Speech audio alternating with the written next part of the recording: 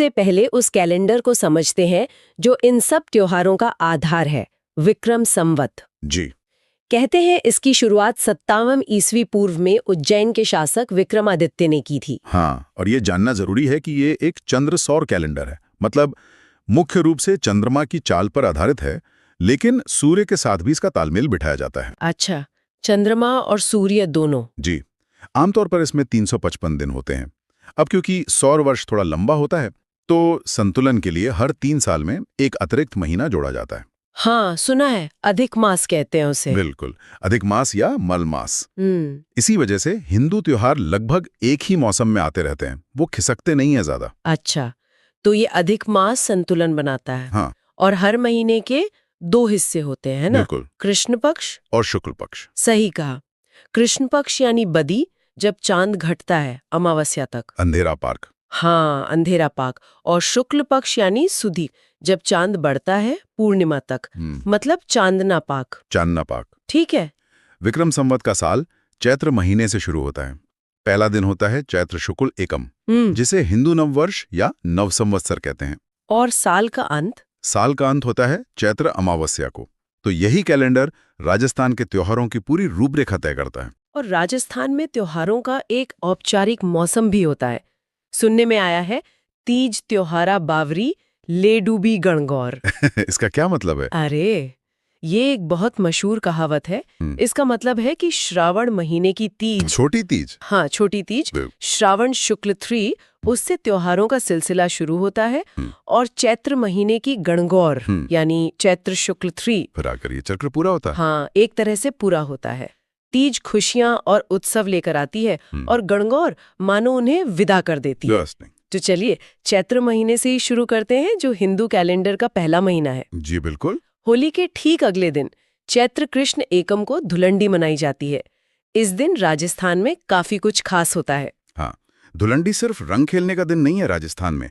इस दिन ब्यावर में बादशाह की सवारी निकलती है। वो टोडरमल से जुड़ी है। शाहपुरा में प्रसिद्ध फूलडोल महोत्सव शुरू होता है। बाड़मेर में इलोजी की सवारी निकाली जाती है। इलोजी को छेड़छाड़ के लोक देवता मानते हैं। हाँ, सुना है। और सांगोद जो कोटा में है, वहां का न्हाण उत्सव भी इसी दिन होता है। मेवाड़ में भीलों का भगोरिया उत्सव भी इसी समय के आसपास होता है।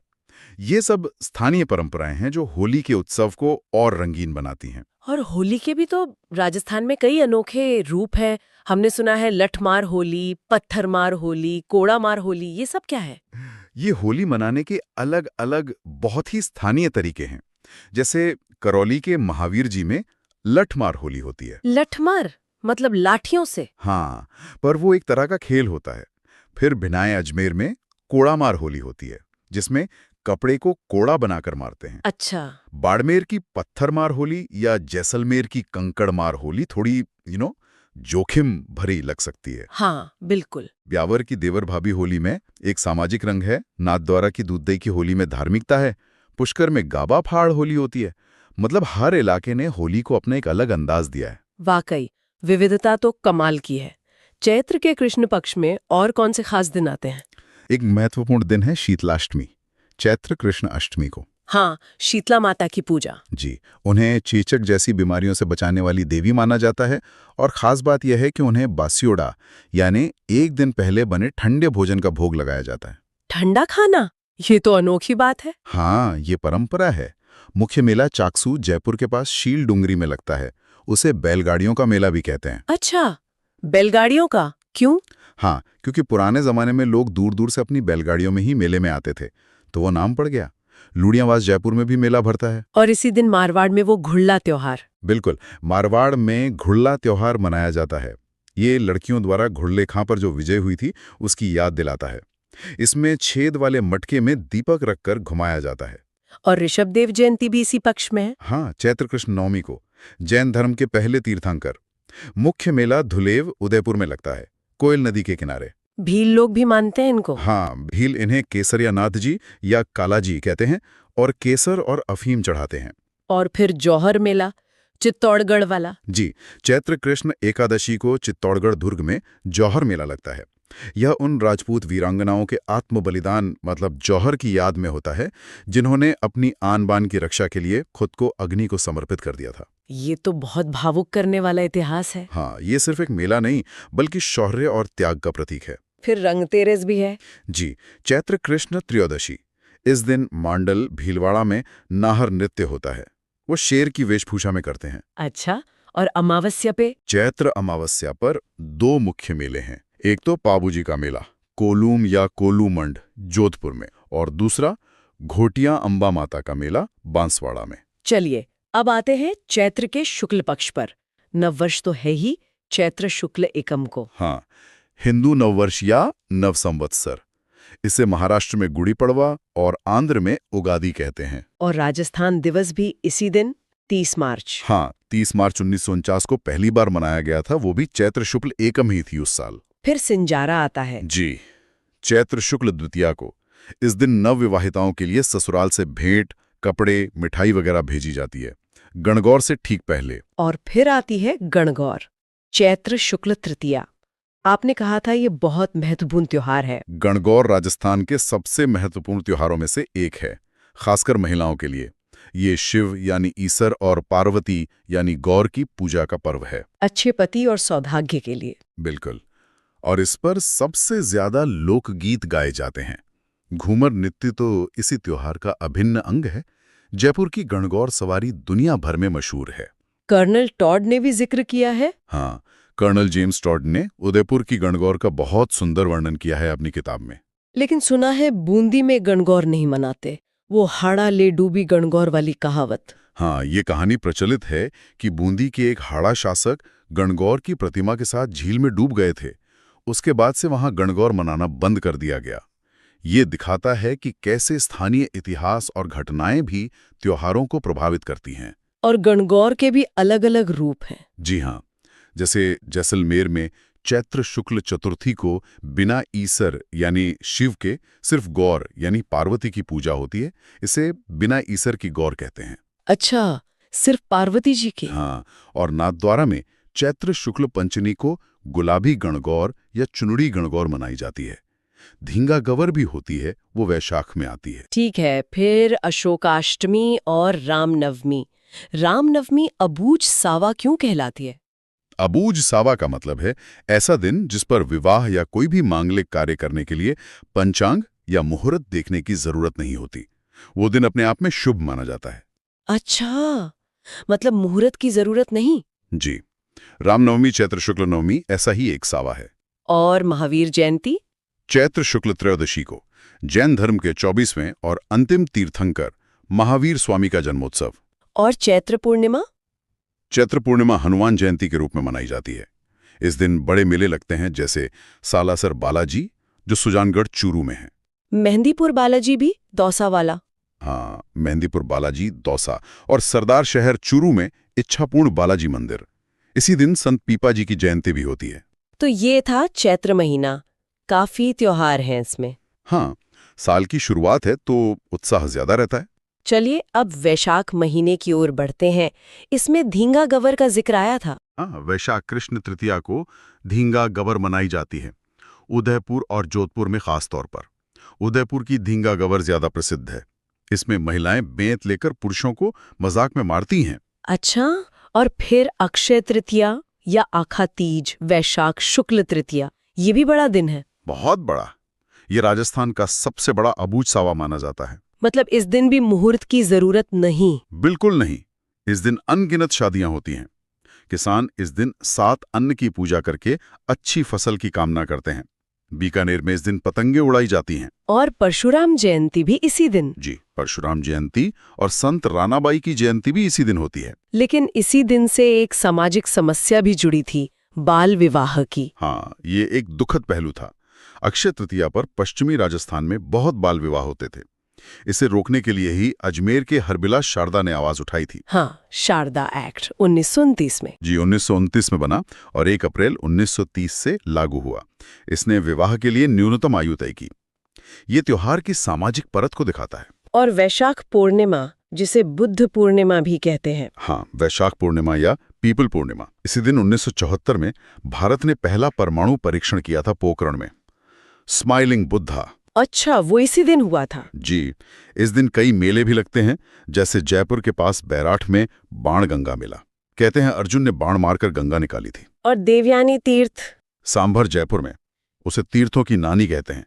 मातृकुंडिया चित्तौड़गढ़ में भी मेला लगता है, जिसे राजस्थान का हरिद्वार कहते हैं। राजस्थान का हरिद्वार ये कहाँ है? ये चित्तौड़गढ़ जिले में हरनाथपुरा गांव के पास है। फिर गौतमेश्वर मेला अरनोद प्रतापगढ़ में, गौतमी सागर मेला झालावाड़ में और नक्की झील मेला माउंट आबू सिरोही में। कई मेले हैं इस दिन। अब ज्येष्ठ महीना, इसमें बड़ अमावस्या और सीताबाड़ी मेला। हाँ, ज्येष्ठ अमावस्या को बड़ अमावस्या कहते हैं। वट वृक्ष की पूजा होती है और वट सावित्री का व्रत रखा जाता है। और सीताबाड़ी मेला? वो भी इसी अमावस्या को लगता है। केलवाड़ा 12 में ये सहरिया जनजाति का कुंभ कहलाता है। सहरिया जनजाति का कुंभ, ये क्यों खास है? ये हाड़ौती अंचल का सबसे बड़ा मेला है और सहरिया जनजाति के लिए ये सबसे बड़ा सामाजिक और धार्मिक समागम होता है। यहाँ वो अपने जीवन साथी भी चुनते हैं, तो इसका सामाजिक महत्व भी बहुत है। फिर गंगा दशहरा और निर्जला ग्यारस। जी, ज्येष्ठ शुक्ल दशमी को गंगा दशहरा माना जाता है। गंगा नदी पृथ्वी पर आई थी। कामा भरतपुर में मेला लगता है। और निर्जला ग्यारस, ज्येष्ठ शुक्ल एकादशी, ये सभी एकादशियों में सबसे कठिन और श्रेष्ठ मानी जाती है। बिना पानी पिए व्रत रखते हैं। बहुत कठिन व्रत है ये तो। हाँ जी। फिर आता है आषाढ़ और देवशैनी ग्यारस, आषाढ़ शुक्ल एकादशी। इसके बाद 4 महीने तक मांगलिक कार्य क्यों रुक जाते हैं? ऐसी मान्यता है कि इस दिन से देवता विष्णु भगवान मुख्य रूप से 4 महीनों के लिए योग निद्रा में चले जाते हैं, सो जाते हैं। अच्छा। इस अवधि को चातुर्मास कहते हैं। जी। इसलिए इन 4 महीनों श्रावण, भाद्रपद, आश्विन और कार्तिक शुक्ल एकादशी तक विवाह जैसे शुभ कार्य नहीं किए जाते। तो ये चातुर्मास कहलाता है। हाँ, ये शायद कृषि प्रधान समाज में बारिश के मौसम में लोगों को खेती पर ध्यान केंद्रित करने का एक तरीका भी रहा होगा, क्योंकि ये वही समय होता है। ये भी हो सकता है। आषाढ़ में गुप्त नवरात्र भी होते हैं। जी, आषाढ़ शुक्ल एकम से नवमी तक गुप्त नवरात्र होते हैं देवी पूजा के लिए। और भड़ियाले नवमी, आषाढ़ शुक्ल नवमी को विवाह का अंतिम सावा मानते हैं, देवशयनी से पहले। और गुरु पूर्णिमा? आषाढ़ पूर्णिमा को गुरु पूर्णिमा या व्यास पूर्णिमा कहते हैं। महर्षि वेदव्यास की जयंती, गुरुओं की पूजा कर देना। ठीक है। अब श्रावण का महीना, बारिश का, हरियाली का। बिल्कुल। इस महीने में सोमवार को वन सोमवार और मंगलवार को मंगला गौरी के व्रत रखे जाते हैं। और नाग पंचमी? श्रावण कृष्ण पंचमी को। इस दिन नागों की पूजा होती है, मंडौर में मेला भरता है। निड्री नवमी को नेवले की पूजा, ये क्यों? हाँ, श्रावण कृष्ण नवमी को नेवले को नागों का शत्रु माना जाता है, तो शायद सर्प भय से मुक्ति के लिए। दिलचस्प है। और हरियाली अमावस्या? श्रावण अमावस्या, इस दिन भी कई मेले लगते हैं। मांगली आवास, अजमेर में कल्प वृक्ष मेला, रायसिंह नगर में गंगानगर में बुढ़ा जोहड़ मेला और उदयपुर में फतेह सागर झील पर मेला। शुक्ल पक्ष में फिर सिंजारा और छोटी तीज। हाँ, श्रावण शुक्ल द्वितीया को, तीज से एक दिन पहले फिर सिंजारा आता है। और श्रावण शुक्ल तृतीया को छोटी तीज या श्रावणी तीज। ये जयपुर में बहुत मशहूर है ना? जी, जयपुर की तीज सवारी बहुत प्रसिद्ध है। ये पति पत्नी के प्रेम का त्योहार है, प्रकृति के हरे भरे होने का उत्सव है और इसी से त्योहारों की शुरुआत मानी जाती है। तीज त्योहारा बावरी। हाँ, वो कहावत। और फिर रक्षाबंधन? श्रावण पूर्णिमा को भाई बहन के स्नेह का प्रतीक, इसे नारियल पूर्णिमा भी कहते हैं और संस्कृत दिवस भी इसी दिन मनाया जाता है। अब आते हैं भाद्रपद महीने पर, जो त्योहारों से भरा लगता है। बड़ी तीज, कृष्ण जन्माष्टमी, गोगा नवमी। भाद्रपद वाकई बहुत महत्वपूर्ण महीना है त्योहारों के लिहाज से। कृष्ण पक्ष में भाद्रपद कृष्ण तृतीया को बड़ी तीज या बूढ़ी तीज या कजली तीज या सातुड़ी तीज कहते हैं। ये बूंदी में बहुत प्रसिद्ध है। इतने सारे नाम? हाँ, अलग अलग इलाकों में अलग नाम है। फिर ऊब छठ, भाद्रपद कृष्ण षष्ठी आती है, इसे बलराम जयंती भी कहते हैं। और कृष्ण जन्माष्टमी? भाद्रपद कृष्ण अष्टमी को। ये तो पूरे भारत में मनता है, पर राजस्थान में नाथद्वारा के श्रीनाथ जी मंदिर में खास उत्सव होता है। गोगा नवमी? भाद्रपद कृष्ण नवमी, लोक देवता गोगा जी की पूजा होती है। मुख्य मेला गोगा मेड़ी नोहर हनुमानगढ़ में लगता है। दूसरा मेला ददरेवा चुरू में भी। बछ बारिस? अब भाद्रपद कृष्ण द्वादशी, इस दिन गाय और बछड़े की पूजा होती है। चाकू का प्रयोग नहीं करते, साबुत अनाज खाते हैं। और सतिया अमावस्या, रानी सती का मेला? भाद्रपद अमावस्या, झुंझुनू में रानी सती मंदिर में मेला लगता था, पर 1987 में सती प्रथा रोकथाम अधिनियम के बाद इस पर प्रतिबंध लगा दिया गया। अच्छा, तो अब मेला नहीं लगता? नहीं, अब वो बड़ा मेला नहीं लगता। अब शुक्ल पक्ष, बाबेरी बीज, भाद्रपद शुक्ल द्वितीया, ये लोक देवता रामदेव जी का अवतरण दिवस है। इसी दिन से रामदेवरा में विशाल मेले की शुरुआत होती है। ये मेला तो बहुत प्रसिद्ध है। हाँ, ये सांप्रदायिक सद्भाव का प्रतीक माना जाता है। हिंदू मुसलमान दोनों मानते हैं रामदेव जी को। फिर हरतालिका तीज और गणेश चतुर्थी। जी, भाद्रपद शुक्ल तृतीया को हरतालिका तीज, ये भी व्रत का दिन है, और चतुर्थी को गणेश चतुर्थी या कलंक चतुर्थी या चतरा चौथ। कलंक चतुर्थी क्या? कहते हैं इस दिन चांद देखने से कलंक लगता है। खैर, इस दिन गणेश जी की पूजा होती है। रणथंबौर के त्रिनेत्र गणेश मंदिर में बड़ा मेला लगता है। बीकानेर में हेरंब गणेश मंदिर है, जहां गणेश जी शेर पर सवार हैं। अच्छा, और ऋषि पंचमी? भाद्रपद शुक्ल पंचमी, इस दिन माहेश्वरी समाज रक्षाबंधन मनाता है। सप्त ऋषियों की पूजा होती है। राधाष्टमी? भाद्रपद शुक्ल अष्टमी, कृष्ण जन्माष्टमी के 15 दिन बाद। मुख्य मेला सलेमाबाद अजमेर में लगता है, जो निम्बार्क संप्रदाय की प्रधान पीठ है। और फिर आती है तेजा दशमी। भाद्रपद शुक्ल दशमी। हाँ, लोक देवता तेजा जी का पर्व। हाँ, परबतसर नागौर में बड़ा पशु मेला लगता है। और इसी दिन खेजड़ली वाला वृक्ष मेला। बिल्कुल, जोधपुर के खेजड़ली गांव ने दुनिया का एकमात्र वृक्ष मेला भरता है। यह 1730 ईस्वी में अमृता देवी बिश्नोई और 362 अन्य लोगों के बलिदान की याद में आयोजित होता है, जिन्होंने खेजड़ी के पेड़ों को बचाने के लिए अपनी जान दे दी थी। जी हाँ, ये पर्यावरण संरक्षण के प्रति बिश्नोई समाज की प्रतिबद्धता का अद्भुत प्रतीक है। ये तो वाकई प्रेरणादायक है। इसी प्रकार का विस्तृत और रोचक कंटेंट देखने के लिए यूनिवर्सल क्लासेस के इस चैनल को सब्सक्राइब करना ना भूलें। बिल्कुल। भाद्रपद में ही जल झूलनी गयारस या देव झूलनी एकादशी, भाद्रपद शुक्ल एकादशी आती है। इस दिन देवताओं की मूर्तियों को पालकी में बिठाकर जलाशयों में स्नान कराया जाता है। और अनंत चतुर्दशी? भाद्रपद शुक्ल चतुर्दशी, गणेश विसर्जन भी होता है इस दिन कई जगह। ये भी व्रत का दिन है। अब आश्विन महीना, इसमें श्राद्ध पक्ष और नवरात्र आते हैं। सांझी क्या है? श्राद्ध पक्ष आश्विन कृष्ण एकम से अमावस्या तक 16 दिन पितरों को याद करने, तर्पण करने के दिन है। कौओं को भोजन कराते हैं, कागोल। उसे कागोल कहते हैं। इसी श्राद्ध पक्ष के दौरान कुंवारी कन्याएं 16 दिन तक दीवार पर गोबर, मिट्टी और फूलों से कलाकृतियां बनाती हैं, जिन्हें सांझी कहते हैं। ये भी एक कला है। हाँ, सांझी को देवी पार्वती का रूप माना जाता है। उदयपुर का मच्छेंद्रनाथ मंदिर सांझी कला के लिए इतना प्रसिद्ध है कि उसे सांझी मंदिर ही कहते हैं। नाथद्वारा में केले के पत्तों से सांझी बनाई जाती है। और फिर आते हैं शारदीय नवरात्र। जी, आश्विन शुक्ल एकम से नवमी तक। इन्हें बड़े नवरात्र भी कहते हैं। दुर्गाष्टमी, आश्विन शुक्ल अष्टमी और महानवमी, आश्विन शुक्ल नवमी विशेष पूजा के दिन है। और फिर दशहरा, आश्विन शुक्ल दशमी को विजयदशमी, बुराई पर अच्छाई की जीत का पर्व। भारत में मैसूर का दशहरा प्रसिद्ध है। और राजस्थान में? राजस्थान में कोटा का दशहरा अपनी भव्यता के लिए जाना जाता है। जयपुर में भी धूमधाम होती है। इस दिन खेजड़ी वृक्ष की पूजा होती है। हाँ, खेजड़ी वृक्ष यानी शमी की पूजा और शस्त्र पूजन की परंपरा है। और कहते हैं लीलटांस पक्षी का दिखना शुभ होता है। अच्छा, और मंडौर वाले इसे नहीं मनाते? हाँ, मंडौर के सारस्वत ब्राह्मण परिवार इसे शोक पर्व के रूप में देखते हैं, क्योंकि रावण को वो अपना पूर्वज या रिश्तेदार मानते हैं। ये भी एक अलग बात है। और आश्विन पूर्णिमा यानी शरद पूर्णिमा? शरद पूर्णिमा को रास पूर्णिमा या कोजागरी पूर्णिमा भी कहते हैं। माना जाता है इस रात चांद सबसे खूबसूरत होता है और अमृत बरसता है। खीर बनाकर चांदनी रात में रखते हैं। और महोत्सव? इस मौके पर जोधपुर में मारवाड़ महोत्सव होता है और चित्तौड़गढ़ व मेड़ता में मीरा महोत्सव का आयोजन किया जाता है, जो संगीत और कला को समर्पित होते हैं। अब कार्तिक महीना मतलब दीपावली का समय। हाँ, त्योहारों का चरम। करवा चौथ से शुरू होता है, कार्तिक कृष्ण चतुर्थी। जी, सुहागिनें पति की लंबी उम्र के लिए व्रत रखती हैं। फिर अहोई अष्टमी, कार्तिक कृष्ण अष्टमी पर माताएं पुत्र की लंबी उम्र के लिए व्रत रखती हैं। तुलसी एकादशी भी इसी पक्ष में है। और फिर धनतेरस, कार्तिक कृष्ण त्रयोदशी, कुबेर और धनवंतरी की पूजा होती है। खरीदारी का दिन रूप चतुर्दशी, छोटी दीपावली। हाँ, कार्तिक कृष्ण चतुर्दशी।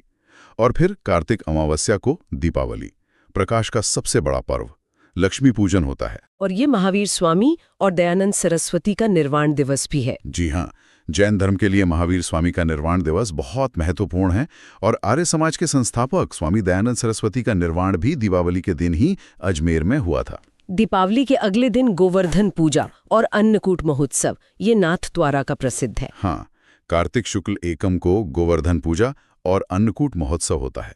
नाथद्वारा का अन्नकूट बहुत प्रसिद्ध है, जिसमें भीलों की लूट की परंपरा है। भीलों की लूट? हाँ, वो प्रसाद को लूट कर ले जाते हैं, ये एक रस्म है। फिर भाई दूज या यम द्वितीया, कार्तिक शुक्ल द्वितीया, भाई बहन का त्योहार है। गोपाष्टमी और अक्षय नवमी? गोपाष्टमी को गायों और ग्वालों की पूजा होती है। अक्षय नवमी या आंवला नवमी, कार्तिक शुक्ल नवमी पर आंवले के पेड़ की पूजा और दान पुण्य का महत्व है। और फिर देवउठनी 11। 4 महीने सोने के बाद जागते हैं। इसी दिन से मांगलिक कार्यों की, शादियों की शुरुआत होती है। ये भी एक अभूत सावा है। तुलसी विवाह भी होता है इस दिन। और फिर कार्तिक पूर्णिमा, पुष्कर मेला। कार्तिक पूर्णिमा राजस्थान के लिए बहुत बड़ा दिन है। इसे त्रिपुरारी पूर्णिमा या देव दीपावली भी कहते हैं। गुरु नानक जयंती भी इसी दिन होती है।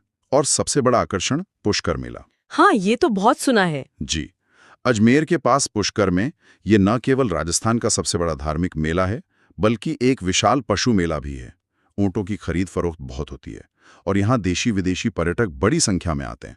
पुष्कर झील में स्नान का बहुत महत्व है। और कोलायत में भी मेला लगता है? हाँ, इसी पूर्णिमा पर बीकानेर के कोलायत में कपिल मुनि के आश्रम पर भी मेला लगता है।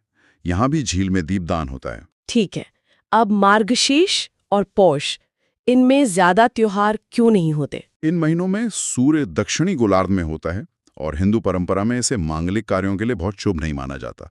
इसी दौरान खर मास या मल मास भी आता है, लगभग मध्य दिसंबर से मध्य जनवरी तक, जब शुभ कार्य वर्जित होते हैं। अच्छा, तो ये शांत महीने हैं एक तरह से। हाँ, त्योहारों के लिहाज से। फिर माघ महीने में मकर संक्रांति, 14 जनवरी। जी, मकर संक्रांति सूर्य उत्तरायण होता है, दान पुण्य और पतंगबाजी का दिन है ये। और तिल चौथ? माघ कृष्ण चतुर्थी को सकट हरण चतुर्थी या तिल चौथ कहते हैं। इस दिन चौथ माता का बड़ा मेला, चौथ का बरवाड़ा, सवाई माधोपुर में लगता है। षटतिला एकादशी? माघ कृष्ण एकादशी, इसमें 6 तरह की तिल की वस्तुओं का दान और उपयोग होता है। और मौनी अमावस्या? माघ अमावस्या को इस दिन मौन व्रत रखने का महत्व है। कुंभ मेलों में भी इस दिन शाही स्नान होता है। फिर बसंत पंचमी? माघ शुक्ल पंचमी, सरस्वती पूजा का दिन। पीले वस्त्र पहनते हैं, पीले पकवान बनते हैं। और माघ पूर्णिमा, बेनेश्वर मेला? हाँ, माघ पूर्णिमा को स्नान का अंतिम पर्व मानते हैं और इसी दिन डूंगरपुर में भिणेश्वर धाम में विशाल मेला लगता है। ये वही आदिवासियों का कुंभ? जी हाँ, सोम, माही और जाखम नदियों के संगम पर स्थित है ये। इसे आदिवासियों का कुंभ या वागड़ का पुष्कर भी कहते हैं। यहाँ खंडित शिवलिंग की पूजा होती है, जो बहुत अनोखी बात है। संत मावजी ने इसकी स्थापना की थी। खंडित शिवलिंग की पूजा, ये तो वाकई अलग है। जी। और साल के आखिरी हिंदू महीने फाल्गुन में? हाँ, फाल्गुन कृष्ण चतुर्दशी को महाशिवरात्रि, शिव और पार्वती के विवाह का उत्सव। राजस्थान में सवाई माधोपुर के शिवाड़ में घुश्मेश्वर महादेव मंदिर है, जिसे 12वां ज्योतिर्लिंग माना जाता है। 12वां? हाँ, स्थानीय मान्यता अनुसार। पाली में सादड़ी के पास परशुराम महादेव मंदिर है, जिसे राजस्थान का अमरनाथ कहते हैं। और करौली में महाशिवरात्रि पर पशु मेला भी लगता है। और फुलेरिया दूज? फाल्गुन शुक्ल द्वितीया, ये भी एक अभूत सावा है। इस दिन भी खूब शादियां होती हैं। आंवला 11। फाल्गुन शुक्ल एकादशी, इस दिन आंवले के वृक्ष की पूजा होती है। और फिर फाल्गुन पूर्णिमा को होली? जी, रंगों का त्योहार होली, होली का दहन होता है और इसके अगले दिन धुलंडी से फिर नया चक्र शुरू हो जाता है। ये तो हिंदू त्योहारों का एक अद्भुत रंगारंग चक्र है। लेकिन राजस्थान तो विविधताओं का प्रदेश है। अन्य धर्मों के लोग भी यहाँ रहते हैं। उनके प्रमुख त्योहार कौन से हैं? हाँ, ये जानना भी जरूरी है। राजस्थान की संस्कृति में सबका योगदान है। जैसे ईसाई समुदाय के लोग क्रिसमस, 25 दिसंबर, Good Friday, Easter, Ascension Day और नववर्ष 1 जनवरी मनाते हैं। और सिख धर्म के? सिख धर्म में गुरु नानक जयंती, कार्तिक पूर्णिमा, गुरु गोविंद सिंह जयंती, पौष शुक्ल सप्तमी, बैसाखी, 13 अप्रैल खालसा पंथ स्थापना दिवस और नववर्ष, और लोहड़ी 13 जनवरी फसल कटाई उत्सव प्रमुख हैं। राजस्थान में बड़े गुरुद्वारे या मेले? हाँ, गंगानगर जिले में बुढ़ा जोहड़ राजस्थान का सबसे बड़ा गुरुद्वारा माना जाता है। और चुरू जिले का साहवा मेला सिखों का सबसे बड़ा मेला माना जाता है राजस्थान में। मुस्लिम त्योहार हिजरी कैलेंडर के अनुसार होते हैं, जो चांद पर आधारित है। जी हाँ, इसलिए उनकी तारीखें ग्रेगोरियन कैलेंडर के हिसाब से बदलती रहती हैं। प्रमुख त्योहार हैं मुहर्रम, जो इमाम हुसैन की शहादत की याद में शोक का महीना है, खासकर ताज़िये निकाले जाते हैं। और ईद उल मिलादुन नबी, पैगंबर हजरत मोहम्मद साहब का जन्मदिन है। ईद उल फित्र, जिसे मीठी ईद कहते हैं, रमजान के महीने भर के रोजों के बाद आती है। ईद उल जुहा यानी बकरीद, कुर्बानी का त्योहार है। और भी हैं शबे कद्र, शबे बारात। हाँ, शबे कद्र वो रात है जब पवित्र कुरान का अवतरण हुआ माना जाता है। शबे बारात गुनाहों की माफी की रात मानी जाती है। चहलुम मुहर्रम के 40 दिन बाद होता है। अजमेर शरीफ, दरगाह जैसे स्थल इन अवसरों पर विशेष महत्व रखते हैं। सिंधी और जैन समुदाय के त्योहार। सिंधी समाज का सबसे बड़ा पर्व है चालिया महोत्सव, जो 16 जुलाई से 24 अगस्त तक 40 दिन चलता है। चेटीचंड चैत्र शुक्ल एकम, भगवान झूलेलाल का अवतरण दिवस है। इसे सिंधी नववर्ष भी मानते हैं। थदड़ी सातम, भाद्रपद कृष्ण सप्तमी, शीतलाष्टमी की तरह बास्योड़ा पर्व है। असुचंड पर्व फाल्गुन शुक्ल चतुर्थी, भगवान झूलेलाल के अंतर्ध्यान होने का दिन है। और जैन धर्म। जैन समुदाय में ऋषभदेव जयंती चैत्र कृष्ण नवमी और महावीर जयंती चैत्र शुक्ल त्रयोदशी तो हमने पहले बात की। इसके अलावा सुगंध दशमी भाद्रपद शुक्ल दशमी पर मंदिरों में सुगंधित धूप खेते हैं। रोट तीज भाद्रपद शुक्ल तृतीया में मनाते हैं। और सबसे महत्वपूर्ण है पर्युषण पर्व। पर्युषण पर्व ये क्या है? ये आत्मशुद्धि, क्षमा और तपस्या का पर्व है। श्वेतांबर जैन इसे भाद्रपद कृष्ण द्वादशी से शुक्ल पंचमी तक 8 दिन मनाते हैं। दिगंबर जैन इसे दशलक्षण पर्व के रूप में भाद्रपद शुक्ल पंचमी से चतुर्दशी तक 10 दिन मनाते हैं। ये उनके लिए बहुत महत्वपूर्ण समय होता है। तो ये थी राजस्थान के रंगारंग मेलों और त्योहारों की दुनिया की एक झलक। हमने देखा कि कैसे विक्रम संवत कैलेंडर साल को एक लय देता है और हर त्योहार की अपनी कहानी, अपना महत्व और अपना रंग है। बिल्कुल, ये त्योहार सिर्फ कैलेंडर की तारीखें नहीं हैं, ये राजस्थान की आत्मा है। ये दिखाते हैं कि यहाँ के लोगों ने प्रकृति, इतिहास, आस्था और सामाजिक जरूरतों को कैसे अपने जीवन का हिस्सा बनाए हैं। हाँ, हर त्योहार के पीछे कोई न कोई कहानी, कोई न कोई मान्यता जुड़ी है। सही कहा। और सोचने वाली बात यह है कि इतनी आधुनिकता के बावजूद ये परंपराएं आज भी कितनी जीवंत हैं, कैसे पीढ़ी दर पीढ़ी ये हस्तांतरित हो रही हैं। ये उत्सव समुदायों को जोड़ते हैं, रिश्तों में मिठास घोलते हैं और जीवन में रंग भरते हैं। शायद यही इनकी असली ताकत है। बिल्कुल सही कहा।